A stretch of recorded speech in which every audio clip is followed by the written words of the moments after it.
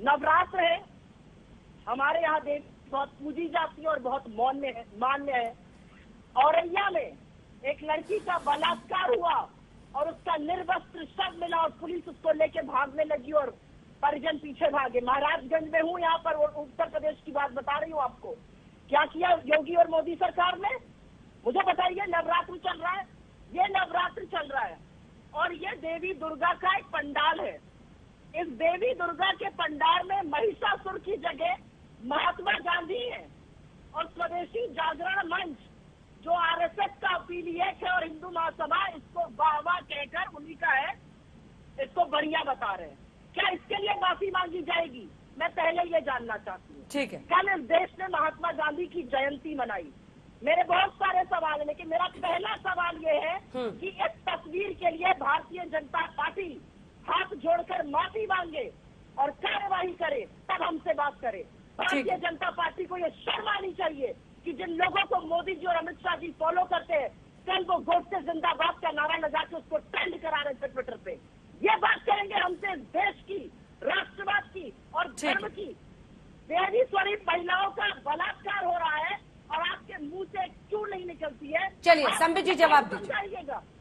संबित जी चलिए, देखिए अंजना जी, पहली बात तो है, मैंने कर्नाटक के लोगों का जिस प्रकार से मखौल उड़ाया गया राहुल गांधी द्वारा, कर्नाटक के झंडे पर अपना फोटो चस्पा करके उस पर सवाल पूछा और मैंने कहा माफी मांगा जाए तो उसको टाल दिया गया।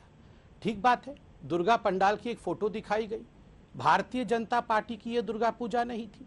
जिसकी ये पूजा थी उनके खिलाफ कंप्लेंट हुआ है, बिल्कुल कार्यवाही होनी चाहिए और कार्यवाही हो रही है। नंबर 2 और सबसे महत्वपूर्ण विषय, इन्होंने कहा कि कर्नाटक के अंदर फलाने मंत्री के ऊपर चार्ज है, चीफ मिनिस्टर के ऊपर चार्ज है, फलाने व्यक्ति ने चिट्ठी लिखा, फलाने जगह करप्शन हो गया।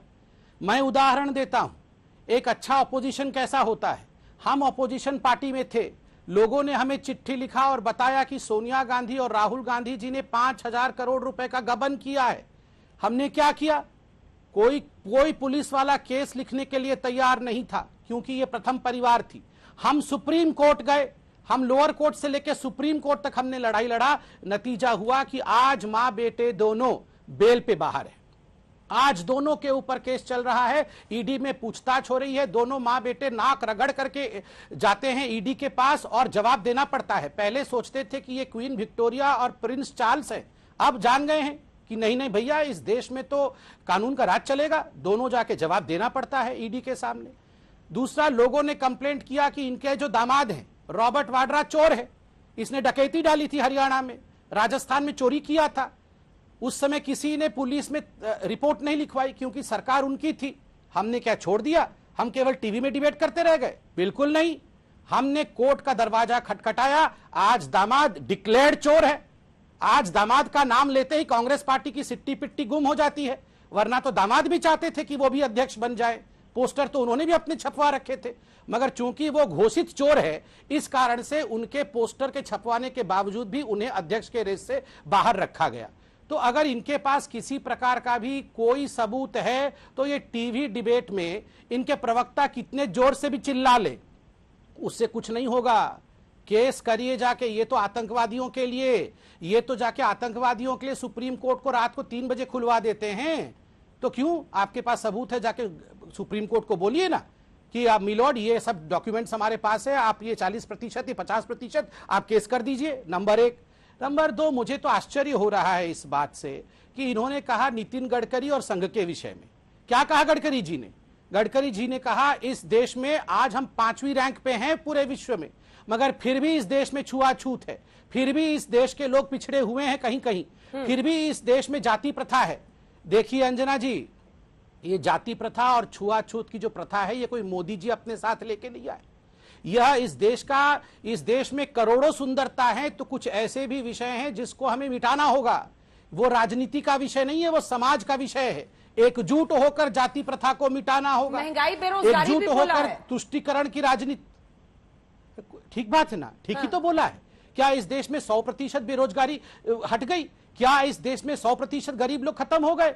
इंदिरा जी कहती थी गरीबी हटाओ, नेहरू जी कहते थे गरीबी हटाओ, राजीव गांधी जी कहते थे गरीबी हटाओ, सोनिया गांधी कहती थी गरीबी हटाओ, राहुल गांधी कहते थे गरीबी हटाओ, मगर आज देश को आगे पायदान में लेने वाला, वाकई गरीबी हटाने वाला बहुत बड़े अंश तक ये मोदी जी ने किया। और जब तक पूरा पक्का गरीबी इस देश से नहीं हटता है, जब तक हम एक नंबर के देश नहीं बनते हैं, हम काम करेंगे। यहां मोदी जी के नियत पर, मोदी जी की नीति पर किसी को कोई शक नहीं है। मगर आज मैं यहां पर सीना ठोक के कह सकता हूं बिल्कुल कि एक आने का भी घपला मोदी जी और मोदी जी के कैबिनेट ने नहीं किया है। मगर वही सीना ठोक के कह सकता हूं कि ये मां बेटे जिस प्रकार के घपलेबाज थे, उन्होंने हिंदुस्तान को बेचने का काम किया है। इनका बस चलता और खुदा न खास्ता अगर और 5 साल सरकार में आते तो हिंदुस्तान ही नहीं रहता, टिट बिट में ये पूरे हिंदुस्तान को बेच चुके होते। प्रिया जी, बलात्कार से जुड़े मुद्दे आप अक्सर उठाती हैं, बताती हैं आप उत्तर प्रदेश में हैं, आज भी आपने उठाया, आपको राजस्थान भी जाना चाहिए। और ये मैं सिर्फ तुलना करने के लिए नहीं कह रही हूं, क्योंकि 17 साल की एक बच्ची के साथ दिसंबर से लगातार रेप हो रहा था, और रेप नहीं, गैंग रेप, उसका वीडियो बनाकर उसको ब्लैकमेल किया जा रहा था। ट्रॉमा का आप अंदाजा नहीं लगा सकती है। नेशनल क्राइम रिकॉर्ड ब्यूरो ये कहता है राजस्थान में सबसे ज्यादा बलात्कार के मामले हैं। सिर्फ औरैया या एक जगह उत्तर प्रदेश में प्रतीकात्मक रूप से योगी सरकार पर हमलावर होते रहिए, लेकिन इस देश में तमाम राज्यों को अपना जो एक्ट है वो पुल अप करने की जरूरत है। राजस्थान भी जरूर जाइएगा और अपनी बात भी पूरी कीजिए, जो जवाब आपको देना है उनकी बातों का। आपकी नसीहत के लिए धन्यवाद, लेकिन जिस क्षेत्र में मैं काम करती हूँ वो उत्तर प्रदेश में है, तो मेरा आना उत्तर प्रदेश ज्यादा होता है और मैं यहाँ की बात बोलूंगी। आपकी बात का अभी थोड़ी देर में जवाब देती हूँ जो आपने राजस्थान पे कहा। माँ बेटे कह रहे थे अरे भाई रंगा बिल्ला ने तो देश को लूट खसोट डाला, रंगा बिल्ला को तो 58 रुपए पे मिला था रुपए का मूल्य, और कहाँ पहुंचा दिया रंगा बिल्ला ने? 82 पार करा दिया। रंगा बिल्ला ने तो वो काम कर दिया कि 142 बिलियनर बनाए और 83% आबादी की आय घटा दी। रंगा बिल्ला ने तो वो काम किया, रंगा कहते थे जब मैं आऊंगा तो रुपया 40 का होगा, 40 का तो छोड़ दीजिए, शतक लगाने की तेजी में रुपया बढ़ रहा है। पहली बात, रंगा बिल्ला ने तो ये करके दिखाया।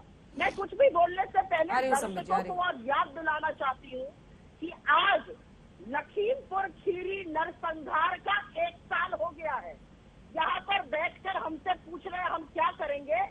आपका नैतिक दिवालियापन तो ये दिखता है कि वहाँ पर उन किसानों के परिवार आज रो रहे हैं और आपके पास अश्रु पोंछने के शब्द तो छोड़ दीजिए, मिनिस्टर ऑफ स्टेट होम का गृह राज्य मंत्री बनाए रखा आपने अजय मिश्रा टेनी को। ये आपका नैतिक दिवालियापन है। दिवंगतों की आत्मा को शांति मिले, लेकिन देश को आपका असली चाल चरित्र और चेहरा आज याद दिलाना जरूरी था। इन्होंने क्या कहा कि हमारा कुछ डकैत की बात करी। प्रभु मुझे ये बताइए, आपका ये कहते हुए मर गया कि भाजपा की सरकार 40% कमीशन खोरी कर रही है। एसोसिएशन ने प्रधानमंत्री को चिट्ठी लिखी। मेरी एक बात का जवाब दे दीजिए, येदियुरप्पा जी को करप्शन चार्जेस पर हटाया गया था मुख्यमंत्री पद से और उनको पार्लियामेंट्री बोर्ड में लाया गया, लेकिन क्योंकि गडकरी जी कभी कभी बेरोजगारी और महंगाई के बारे में बोल देते हैं, उनको गेट आउट कर दिया गया पार्लियामेंट्री बोर्ड से। ये किस नीति नियम के तहत हुआ और येदियुरप्पा जी ने ऐसा कौन सा चौका मारा कि उनको वापस लाना पड़ा? करप्शन की बात कर रहे थे। और अंत में मैं एक बात जरूर कहूंगी अंजना जी, और ये बात कहनी जरूरी है। इन्होंने कहा, हाँ उन्होंने कहा तो क्या हुआ, 400% फीस बढ़ाकर लूट खसोट करने वाले रंगा बिल्ला ये हमें बताएंगे। 400% फीस, 200% तो प्लेटफॉर्म टिकट की फीस बढ़ा दी है और आपकी जेब हल्की रखी जाएगी। बोझ ना उठाइए, आपको सीएनजी पीएनजी पर भी 3 रुपए ज्यादा देने पड़ेंगे। आटा 22 का 40, दूध 35 का 7, आपकी जेब हल्की रखने का इंतजाम कर रहे हैं मोदी जी। रंगा बिल्ला सारा इंतजाम कर रहे हैं कि आपकी अच्छी बात रहे। लेकिन मैं फिर भी पूछना चाहती हूँ, हमारा आईना मत देखिए, अपने नेताओं का आईना मत देखिए, आरएसएस का आईना मत देखिए। अरे आरबीआई जो आईना दिखाकर तमाशा मार रहा है वो तो देख लीजिए। 4 बार रेपो रेट बढ़ाने का मतलब है महंगाई बेकाबू है, ईएमआई महंगी होगी, लोन महंगा होगा, ग्रोथ का दर घटता जा रहा है, ये आरबीआई का कहना है। 135 करोड़ के इस देश में 80 करोड़ को इस कार्य ले आए, इस कगार पर ले आए कि उनको फ्री का राशन देकर अपना सीना ठोकते और कहते हैं फ्री फंड का खाना खा रहे हैं। तो रंगा बिल्ला ने इस देश के साथ बहुत गड़बड़